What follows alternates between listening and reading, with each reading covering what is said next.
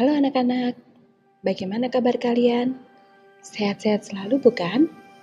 Kali ini kita belajar kembali tentang materi IPS kelas 4. Kita akan melanjutkan kembali tentang materi kenampakan alam. Kenampakan alam yang akan kita bahas kali ini adalah dataran tinggi dan dataran rendah. Dataran tinggi adalah dataran permukaan bumi yang berupa daratan dan berada pada ketinggian 200 hingga 600 meter di atas permukaan laut. Dataran tinggi memiliki suhu udara yang lebih rendah, sehingga udara di sana terasa sangat sejuk.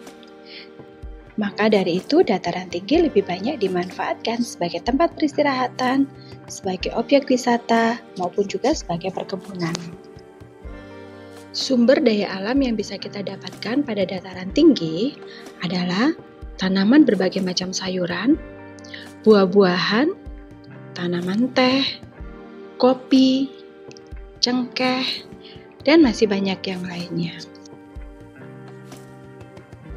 Sumber mata pencarian bagi penduduk yang berada di dataran tinggi adalah petani, pekebun, buruh pertanian, peternak, pedagang hasil perkebunan, dan pengelola pariwisata.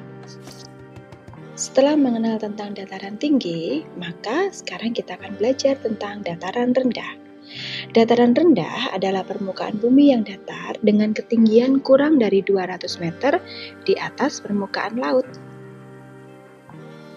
Mata pencaharian penduduk yang berada di dataran rendah adalah petani, pedagang, pengrajin alat rumah tangga, pengrajin alat pertanian, peternak, guru, dokter, dan pekerja jasa lainnya.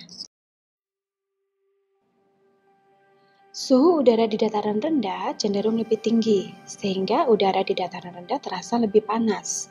Dataran rendah dimanfaatkan untuk pemukiman, pertanian, peternakan, perkebunan, dan industri. Hasil sumber daya alam yang bisa kita dapatkan dari dataran rendah adalah hasil pertanian, perkebunan, peternakan, perikanan, bahkan sampai pada hasil tambang.